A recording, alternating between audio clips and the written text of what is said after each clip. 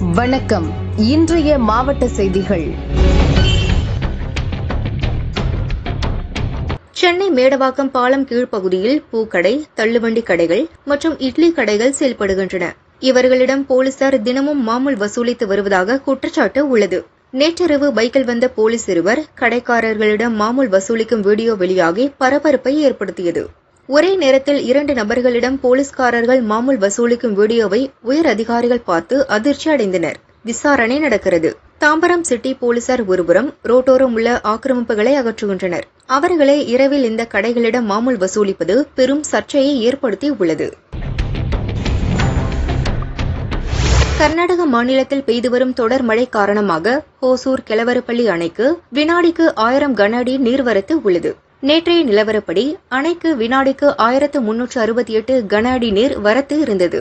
இன்று நீர்வரத்து 1248 கன அடியாக குறைந்தது. அணையின் நீர்மட்டம் 44.28 அடி. தற்போது நீர்மட்டம் 41 அடியை எட்டியுள்ளது. இதையடுத்து அணையின் பாதுகாப்பு கருதி வினாடிக்கு 1348 கன அடி நீர் திறந்துவிடப்பட்டது.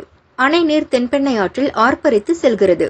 ரசாயன நுரை ஆறு முழுதும் குவியல் குவியலாக செல்வதை பார்த்து விவசாயிகள் அதிர்ச்சி அடைந்தனர்.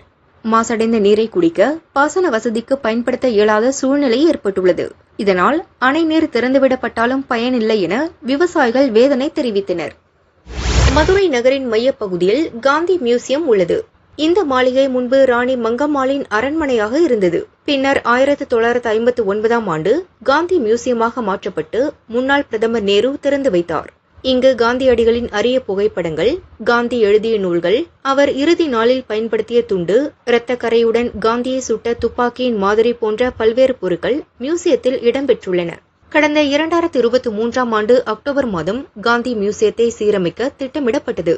இதற்காக தமிழக அரசு 10,25 லட்சம் ரூபாய் ஒதுக்கியது. இப்பணிகளை 12 மாதத்திற்குள் முடிக்க திட்டமிடப்பட்டது. பழமையான ராணி மங்கம்மாள் அரண்மனை வடிவமைப்பு அச்சு அசலாக இருக்க வேண்டும் என்பதற்காக பாரம்பரிய முறைப்படி கடுக்காய், சுண்ணாம்பு, வெல்லம் கலந்த கலவை பயன்படுத்த தாமதம் ஏற்பட்டது. இதனால் சீரமைப்பு பணிகள் மேலும் ஓராண்டு தாமதமானது. இந்த ஆண்டு அக்டோபர் 2ஆம் தேதி காந்தி ஜெயந்திக்கு முன் பணிகள் நிறைவு பெற வாய்ப்பே இல்லை. மதுரை வரும் சுற்றுலா பயணிகள் காந்தி மியூசியத்தை காண முடியாமல் ஏமாற்றத்துடன் திரும்பி செல்கின்றனர். மியூசியத்தின் வளாகம் முழுதும் சாலைகள் சிதிலமடைந்து குண்டும் குழிகளாக உள்ளது. பணிகளை விரைந்து முடிக்க வேண்டும் என சமூக ஆர்வலர்கள் வலியுறுத்தினர். இந்த அருங்காட்சியகம் நம்மளுடைய தமிழக முதல்வர் அவர்கள் 2 ஆண்டுக்கு முன்னாடி ஒரு 6 கோடி ரூபாய் செலவில் புறணமைப்புக்காக கொடுத்தாரு. புறணமைப்பு அப்புறம் புதுப்பித்தல், அது பிடபிள்யூடி ஹெரிட்டேஜ்ல இந்த வேலைகள் எடுத்து செஞ்சுட்டு இருக்காங்க. இன்னைக்கு இருக்கிறது அதுக்கப்புறம் அடிஷனலா ஒரு 4,4 கோடி கொடுத்தாங்க. மொத்தம் 10,4 கோடி அந்த ப்ராஜெக்ட். இது பிடபிள்யூடி ஹெரிட்டேஜ்ல இருந்து பண்ணிட்டு இருக்காங்க. இப்ப இருக்கிற சிச்சுவேஷன் என்னன்னா, எல்லா சிவில் ஒர்க் எல்லாம் முடிஞ்சது, கட்டட பணிகள் எல்லாம் முடிஞ்சிருச்சு. இப்ப இருக்க எலக்ட்ரிக்கல் ஒர்க் கொஞ்சம் பெண்டிங் இருக்கு. அப்புறம் டிஸ்பிளே ஒர்க் பெண்டிங் இருக்கு. இது 2 மட்டும் தான் பெண்டிங் இருக்கு. இப்ப டிஸ்பிளே ஒர்க்குக்கு உண்டான மெட்டீரியல்ஸ் எல்லாம் நாங்க அந்த ஆர்கிடெக்ட் மேடத்தை அனுப்பிச்சு விட்டுருக்கோம். அப்புறம் அருங்காட்சியக ஆணையாளருக்கு அனுப்பிச்சு விட்டுருக்கோம். அது உண்டான பணிகள் இப்ப மேற்கொள்ளப்பட்டு இருக்கு. இந்த அருங்காட்சியகத்துல அதுக்கு முன்னாடி ராணி மங்கம்மாளுடைய அரண்மனையா இருந்தது. அப்புறம் அருங்காட்சியகம் ஆரம்பிக்கும் போது அங்கங்க சில மாற்றங்கள் செஞ்சிருக்காங்க. மீண்டும் அரண்மனை தோற்றத்துக்கே கொண்டு வரணும் தான் அரசு முடிவெடுத்து, அரண்மனை தோற்றம் எப்படி இருந்ததோ, மங்கம்மாளுடைய அரண்மனை தோற்றம் எப்படி இருந்ததோ அதே மாதிரி தான் இப்ப புறணமைச்சு கொடுத்திருக்காங்க. அதனால அரண்மனை தோட்டத்திலே இந்த காந்தி அருங்காட்சியகம் இப்ப புதுப்பிக்கப்பட்டுள்ளது. இதை அக்டோபர் மாதத்துக்குள்ள இப்படி பொதுமக்கள் பார்வைக்கு திறந்து விடப்படும். எஸ்டிமேட் டைம் அவங்க சொன்னது நாங்க சென்ற ஆண்டே பணிகளை முடிச்சிருவோம் சொன்னோம். இதுல என்ன வருதுன்னா, நம்மளுடைய அமைச்சர் பெருமக்களும் ஆணையாளர்கள் செயலாளர்கள் அரசு துறை செயலாளர்கள் என்ன சொன்னாங்கன்னா, எந்த விதமான மிக்சிங், அதாவது இது நம்ம கலவை முன்ன எப்படி பண்ணிருக்காங்களோ அதே மாதிரி மெட்டீரியல்ஸ் வச்சு தான் பண்ணணும். இன்னைக்கு இருக்கிற மாடர்ன் மெட்டீரியல்ஸ் வச்சு பண்ணக்கூடாது, அதான் பண்ணணும்னு சொன்னதுல அந்த மெட்டீரியல்ஸ் கலெக்ட் பண்ணி இவங்க பண்றதுல கொஞ்சம் நேரம் எடுத்துக்கிச்சு. எதுக்குன்னா, பழைய கட்டடத்தில் பயன்படுத்தணும் அந்த கடுக்காய் அதெல்லாம் சேர்த்து தான் இதெல்லாம் மிக்ஸ் பண்ணி தான் அதை பண்ணியிருக்காங்க. அந்த மெட்டீரியல்ஸ் எல்லாம் கிடைக்கிறது கொஞ்சம் காலதாமம் ஆயிடுச்சு. அதனால பிடபிள்யூடி அந்த ஹெரிட்டேஜ் விங்கும் கொஞ்சம் வேலைகள் கொஞ்சம் ஸ்லோ ஆயிடுச்சு அந்த விஷயத்துல. அதனால அவங்க சொன்ன தேதியில அந்த அருங்காட்சியகம் புதுப்பிச்சு திறக்க முடியாத ஒரு நிலை. ஆனா இப்ப எல்லா அந்த சிவில் ஒர்க்கும் முடிஞ்சிருச்சு. இப்போ டிஸ்பிளே மட்டும்தான். இப்போ வந்து காந்தியடிகளுடைய புகைப்படம், சுதந்திர போராட்ட வரலாற்று புகைப்படம், அப்புறம் மகாத்மா காந்தியுடைய இந்த தமிழ்நாட்டு விஜயம், இது 3 வந்து கேலரியும் உள்ள எல்லாத்தையும் நாங்கள் ரெடி பண்ணி வச்சிருக்கோம். அதை வந்து டிசைன் பண்ணி இதை வந்து உள்ள ஃபிட் பண்ணி நாங்கள் திறக்கிறதா இப்போ மீதி பணிகள். அதனால் கூடிய விரைவில் வந்து அந்த அருங்காட்சியகம் வந்து பொதுமக்கள் பார்வைக்காக திறந்து விடப்படும். இந்தியாவில் ஆண்டுக்கு 20 லட்சம் பேர் புற்றுநோயால் பாதிக்கப்பட்டு 8 முதல் 10 லட்சம் பேர் இறப்பதாக புள்ளி விவரம் தெரிவிக்கிறது. புற்றுநோயை குணப்படுத்தும் உயரக மருந்துகளின் விலை ஏழை எளிய நடுத்தர மக்கள் வாங்க முடியாததால் இறப்பு சதவிகிதம் எகிரியது. தற்போது புற்றுநோய் மருந்துக்கு ஜிஎஸ்டி வரி விலக்கு அளித்து மத்திய அரசு உத்தரவிட்டுள்ளது. இது புற்றுநோயாளிகளுக்கு தன்னம்பிக்கையை ஏற்படுத்தி உள்ளது. நம்ம மத்திய அரசினுடைய 2.0 அந்த ஜிஎஸ்டி குறைப்புங்கிறது வந்து எல்லா துறையிலுமே ஒரு நன்மையை உண்டாக்கியிருக்கு. அதுலேயும் மருத்துவத்துறை, அதிலும் குறிப்பாக புற்றுநோய் மருத்துவத்துறையில் வந்து ஒரு பெரிய மாற்றத்தை உண்டாக்கியிருக்கு. என்னென்ன புற்றுநோய்ங்கிறது இந்த காலகட்டத்தில் ரொம்ப காமன் ஆயிடுச்சு. அதே போல் நிறைய மக்கள் மத்தியில் வந்து புற்றுநோயினா அதுக்குண்டான சிகிச்சை முறைகள் வந்து ரொம்ப காஸ்ட்லியாக இருக்கும் அப்படின்ற மாதிரி இருந்துச்சு. பட் உண்மையாலுமே சில மருந்துகளுடைய அந்த விலை வந்து கொஞ்சம் அதிகமாக இருந்துச்சு. அதுலேயும் வந்து இந்த டார்கெட்டட் தெரப்பி, இம்யூனோதெரப்பி, அந்த மெடிசனுடைய ரேட் வந்து ரொம்ப அதிகமாக இருந்துச்சு. இந்த மாதிரி இந்த 12% இந்த 0% வரி குறைப்பால் அந்த மெடிசனுடைய அந்த ரேட் வந்து கணிசமாக குறைஞ்சிருக்கு. இந்த மாதிரி கணிசமாக குறையிறதால இந்த காலகட்டத்தில் புற்றுநோயுடைய தாக்கம் அதிகமாக இருக்கு. ஸோ நிறைய டைம் என்ன நடக்கும் அப்படின்னா, இந்த பேஷண்ட்ஸ் எல்லாமே ஒரு பார்ட் ஆஃப் ட்ரீட்மெண்ட் எடுப்பாங்க, ஒரு 2-3 சைக்கிள் கீமோதெரப்பி எடுப்பாங்க. அதுக்கப்புறம் இந்த எக்கனாமிக் அந்த பேர்டனால வந்து வராமல் விட்டுருவாங்க. ஸோ அப்புறம் டிசீஸ் ஸ்ப்ரெட் ஆகிடும். அப்புறம் வியாதி அதிகமாக இறந்துறவங்க நிறைய பேர் இருக்கிறாங்க. இந்த மாதிரி இந்த வரி குறைப்பால் வந்து கண்டிப்பாக எல்லா புற்றுநோய்களும் வந்து நல்லா பயனடைவாங்க. இந்த டிஃபால்ட் ஆகிறது, அதாவது இந்த ட்ரீட்மெண்ட்டை கம்ப்ளீட் பண்ணாமல் விடுறது வந்து ரொம்ப கணிசமாக குறைஞ்சிரும். புற்றுநோய் நோயாளிகளுக்கு வந்து இது வந்து ஒரு வரப்பிரசாதம் மாதிரி தான் இந்த வரி குறைப்பு இருக்கு. கண்டிப்பாக இது புற்றுநோய் துறையில் வந்து ஒரு பெரிய மாற்றத்தை உண்டாக்கும். புற்றுநோய் துறையில் புற்றுநோயால் ஏற்படும் இந்த இறப்புகளுடைய அளவுமே கணிசமாக குறையிறதுக்கான வாய்ப்பு ரொம்ப ரொம்ப இருக்கு. ஜென்ரலாக புற்றுநோய் வந்தாவே நம்ம இறந்துருவோம் அப்படிங்கிற மாதிரி தான் வந்து இந்த காலகட்டத்தில் மக்களும் நினைக்கிறாங்க, ஈவன் நோயாளிகளும் நினைக்கிறாங்க. அதுலேயும் வந்து இந்த புற்றுநோய் சிகிச்சைகள்லாம் கொஞ்சம் அதிகமாக இருக்கும் அப்படின்ற மாதிரி நினைப்பாங்க. ஸோ இந்த மாதிரி நினைக்கிறவங்க மத்தியில் இப்போ புற்றுநோய் மருந்துகளுடைய விலை வந்து ரொம்ப கணிசமாக குறைஞ்சதால கண்டிப்பாக இனி வந்து ட்ரீட்மெண்ட் ரொம்ப காஸ்ட்லியாக இருக்கும் அப்படின்ற மாதிரி நினைக்க மாட்டாங்க. இந்த மாதிரி மருந்து வந்து விலை குறைஞ்சதால சாமானிய மக்களும் அந்த மருந்தை பயன்படுத்தி அந்த நோயிலிருந்து மீண்டு வெளியில வரலாம் அப்படிங்கிறது வந்து கண்டிப்பா இனி வருங்காலங்களில் சாதாரணமாக நடக்கும். இதற்கு நம்ம எல்லாமே வந்து மத்திய அரசு பர்டிகுலரா பார்க்குறப்ப நம்ம நிதித்துறை அமைச்சர் நிர்மலா சீதாராமன் மேடம், அப்புறம் மோடிஜி அவங்களுக்கு எல்லாமே வந்து ஒரு நன்றியை சொல்ல கடமைப்பட்டிருக்கிறோம். திருப்பூர் பல்லடம் சாமலாபுரம் பேரூராட்சியில் நடந்த விதிமீறல்கள் குறித்து சமூக ஆர்வலர் பழனிசாமி கலெக்டர் அலுவலகத்தில் மனு அளித்தார்.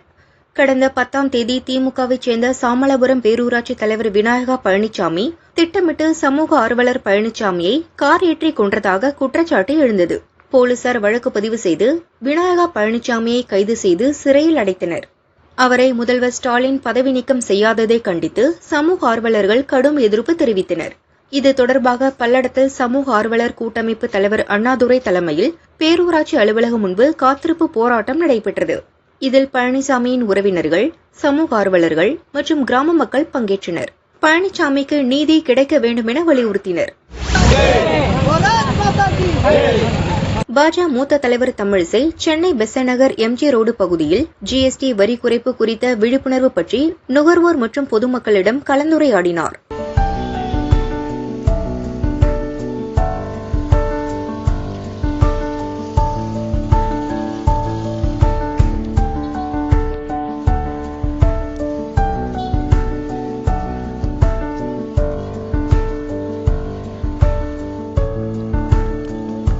இன்னைக்கு முதலமைச்சர் அவர்களை நான் கண்டிக்கிறேன். இன்னைக்கு என்ன சொல்லியிருக்கிறாரு, 8 வருஷத்துக்கு முன்னால ஏன் குறைக்கல அப்படின்னு. நிர்வாக ரீதியாக நிதியமைச்சரும் சரி, பொருளாதார வல்லுநர்களும் சரி, இது எதற்கு நாம ஜிஎஸ்டி போட்டு, அதுவும் புது வரி கிடையாது ஜிஎஸ்டி. நான் பொதுமக்களுக்கு மறுபடியும் சொல்லிக்கிறேன், யாதோ மோடி வந்த உடனே வரி போட்ட மாதிரி இவர்கள் பேசுகிறார்கள். 17 வகையான வரி இருந்தது. ஆக இதுக்கு முன்னால நீங்க 18% வரி கொடுத்ததுக்கு அதுக்கு முன்னாலே நீங்க 17-18% கொடுத்திருப்பீங்க. ஆக ஏதோ அதை வந்து குறைச்சு மக்களுக்கு வசதியா இருக்கணும் 4 ஸ்லாப் கொண்டு வந்தோம், 4 அடுக்கு கொடுக்க வந்தோம். இன்னைக்கு 2 அடுக்கு கொண்டு வந்திருக்கிறோம். ஆக இது மக்களுக்கு மிகுந்த பலன் அளிக்கதா இருக்குது. அது மட்டுமல்ல, இன்னைக்கு மெடிக்கல் இன்சூரன்ஸ் எல்லாம் பண்ணா அதுக்கு வரியே கிடையாது. ஆக அப்படிப்பட்ட ஒரு பிரம்மாண்டமான ஒரு திட்டத்தை கொண்டு வரும்பொழுது முதலமைச்சர் அவர்கள், நான் கேட்கிறேன், இதுக்கு முன்னால யூபிஏ கவர்மெண்ட்ல நீங்க தானே இருந்தீங்க, 17 வகையான வரி போட்டது நீங்க தானே. 17 வகையான வரி ஏன் குறைக்கல நீங்க கேட்டீங்களா? அதே மாதிரி இன்னைக்கு 8 ஆண்டுகளுக்கு பின்னால்னா பொருளாதார வல்லுநர்கள் சொல்றாங்க, இன்னைக்கு பாத்தீங்கன்னா வரி செலுத்துபவர்கள் அதிகமாகி இருக்கிறார்கள். இதற்கு முன்னால ஜிஎஸ்டி வரி விதிப்புக்கு உள்ள 65 லட்சம் பேர் தான் இருந்தாங்க. இன்னைக்கு 1.5 கோடி பேர் வந்திருக்கிறாங்க. அதனால அரசாங்கத்திற்கு வருமானம் 7 லட்சம் கோடியில இருந்து 22 லட்சம் கோடியா வந்திருக்கு. 22 லட்சம் கோடி யாருக்கு போகுது? மக்களுக்கு தேவைப்படுகின்ற வளர்ச்சிக்காகத்தான் போகுது. ஆனா ஒன்னே ஒண்ணு கேட்கிறேன், முதலமைச்சர் உட்பட எல்லாத்தையும் கேட்கிறேன், மக்கள் மகிழ்ச்சியா இருக்கிறது உங்களுக்கு பிடிக்கலையா? இன்னைக்கு ஏன் போடுறீங்கன்னா, நீங்க கரண்ட் வரி ஏத்திருக்கீங்களே, கரண்ட் கட்டணம் ஏத்திருக்கீங்களே, சொத்து வரி ஏத்திருக்கீங்கல்ல, பால் வரி நீங்க ஏத்துறீங்க, நாங்க குறைக்கிறோம். ஆளும் குழந்தைகளுக்கான பாலை மாநில அரசு ஏற்றுகிறது. ஜிஎஸ்டி மூலமாக மரியாதைக்குரிய பாரத பிரதமர் குறைக்கிறார். அதனாலதான் ஏன் இது நடைமுறைக்கு வரல, இதுல நிர்வாக பிரச்சனை இருக்குதா என்பதை அவர்கள் தெளிவுபடுத்த வேண்டும். அது மட்டுமல்ல, நெய் மட்டும் இல்ல, எல்லா பொருட்களோட விலையும் குறைய வேண்டும். அதனால இன்றைய காலகட்டத்தில் மரியாதைக்குரிய பாரத பிரதமருக்கு நன்றி சொல்லுவோம். நீலகிரி மாவட்டம் குன்னூர் பகுதியில் மக்களை காப்போம் தமிழகத்தை மீட்போம் பிரச்சார பயணத்தில் அதிமுக பொதுச் செயலாளர் பழனிசாமி சிறப்புரையாற்றினார். அதிமுக செய்த நலத்திட்டங்களை எடுத்து கூறிய அவர் ஸ்டாலின் அரசை கடுமையாக சாடினார். தமிழகத்தில் 6000 டாஸ்மாக் கடைகளில் ஒரு நாளைக்கு 1.5 கோடி சரக்கு விற்பனை ஆகிறது. ஒரு பாட்டிலுக்கு 10 ரூபாய் கூடுதல் வசூல் செய்வது மூலம் தினமும் 15 கோடி ரூபாய் வருமானம் பார்க்கிறார்கள். 4 ஆண்டுகளில் மட்டும் 22,000 கோடி ரூபாய் ஊழல் செய்துள்ளதாக குற்றம் சுமத்தினார். ஊட்டி நீலகிரி மாவட்டத்தில் இன்னைக்கு குன்னூர் ஆகட்டும், கூடலூர் ஆகட்டும், உதகை ஆகட்டும், எல்லா பகுதியில் இருக்கின்ற வியாபார மக்கள் கடுமையாக பாதிக்கப்பட்டிருக்கிறாங்க. அந்த பாதிப்பிலிருந்து அதிமுக அரசு உங்களுக்கு மீட்டெடுப்பதற்கு அனைத்து வகையிலும் துணை நிற்கும். உள்துறை அமைச்சர் வீட்டில் இருக்குதான், அந்த அம்மா கனவு கண்டது என்னமோ தெரியல. திருமதி கனிமொழி அவர்களே, அதிமுக அலுவலகம் சென்னையில் தான் இருக்குது, வந்து வேணாலும் வந்து பாருங்க. நீங்களும் ஆள் வச்சு உடைச்சு பாத்தீங்க, ஒண்ணும் நடக்கல. ஆள் வச்சு அதிமுக கட்டடத்தை நொறுக்கி பாத்தீங்க, ஒடுக்க முடியல. ஏன்னா அனைத்து இந்திய அண்ணா திராவிட முன்னேற்ற கழகத்தை பொன்மனச்சம்பல் புரட்சி தலைவர் எம்ஜிஆர் என்ற தெய்வம், இதே புரட்சி தலைவர் அம்மா என்ற தெய்வம், 2 தெய்வங்களும் அதிமுகவை எங்களுக்கு அறுபடிந்து காத்தல்கிறது. நீங்க எவ்வளவோ முயற்சி செஞ்சீங்க. ஊட்டியில் நடைபெற்ற மக்களை காப்போம் தமிழகத்தை மீட்போம் பிரச்சார பயணத்தில் அதிமுக பொதுச் செயலாளர் பழனிசாமி சிறப்புரையாற்றினார். அப்போது அதிமுக கொண்டு வந்த திட்டங்களை விடியா திமுக அரசு ஸ்டிக்கர் ஒட்டி திறந்து வைத்து வருவதாக குற்றம் சுமத்தினார். குன்னூர் சட்டமன்ற தொகுதியில் இருக்கின்ற மக்கள், இந்த 3 சட்டமன்ற தொகுதியில் இருக்கின்ற மக்களுக்கு அற்புதமான சிகிச்சை கிடைக்க வேண்டும். இவர்களெல்லாம் ஏதாவது நோயாளிப்பட்டால் அறுவை சிகிச்சை செய்ய வேண்டும் என்றால் மேட்டுப்பாளையத்துக்கு போகணும், இல்லைன்னா கோயம்புத்தூருக்கு போக வேண்டும். அந்த நிலையை மாற்றி நீண்ட காலமாக கோரிக்கை வைத்துக் கொண்டிருந்தீர்கள். எங்கள் பகுதிக்கு அற்புதமான மருத்துவமனை வேண்டும் என்று இன்றைக்கு அரசின் சார்பாக மருத்துவக் கல்லூரி, அரசின் சார்பாக அந்த மருத்துவக் கல்லூரி மருத்துவமனை பிரம்மாண்டமான மருத்துவமனை, நவீன வசதியுடன் கூடிய மருத்துவமனை. நாங்க பாதி கட்டணம் கட்டி முடிச்சோம், பிறகு ஆட்சி மாற்றம், திமுக ஆட்சிக்கு பிறகு நாம் கொண்டு வந்த திட்டத்தை நிறைவேற்றி அவர்கள் திறந்து வச்சுட்டு போயிருக்காங்க. அவ்வளவுதான். கொண்டு வந்தது அதிமுக கொண்டாந்தது. நானே நேரடியாக வந்து அடிக்கல் நாட்டி அந்த திட்டத்தை துவக்கி 50% பணிகள் நிறைவேற்றப்பட்ட காலகட்டத்தில் ஆட்சி மாற்றம் ஏற்பட்டு விடியா திமுக முதலமைச்சர் ஸ்டாலின் அவர்கள் முதலமைச்சர் பொறுப்பேற்று பிறகு அந்த பணிகள் நிறைவு பெற்று அவர் ஸ்டிக்கர் ஒட்டி அவர் இந்த மெடிக்கல் காலேஜ், இந்த அரசு மருத்துவமனை திறந்து வச்சிருக்கிறார். சேலம் கங்கவல்லி அருகே நடுவலூர் கிராமத்தைச் சேர்ந்த எலக்ட்ரானிக் என்ஜினியர் சக்திவேல், வயது 40, சமீபத்தில் தென்னாப்பிரிக்காவுக்கு பயணம் செய்துவிட்டு இந்தியா திரும்பினார். இந்நிலையில் உடல்நலக் குறைவால் சேலத்தில் உள்ள தனியார் ஹாஸ்பிட்டலில் சக்திவேல் அனுமதிக்கப்பட்டார். பரிசோதனையில் அவருக்கு மலேரியா இருப்பது உறுதியானது. சிகிச்சை முடிந்து வீடு திரும்பிய நிலையில் முன்னெச்சரிக்கை நடவடிக்கையாக அவரது வீட்டை சுற்றியுள்ள பகுதிகளில் 40க்கும் மேற்பட்டோரின் இரத்த மாதிரிகள் பரிசோதிக்கப்பட்டன. மேலும் கிருமி நாசினி தெளிக்கும் பணிகள் மேற்கொள்ளப்பட்டது. மருத்துவ குழுவினர் அப்பகுதி மக்களை தொடர்ந்து கண்காணித்து வருகின்றனர்.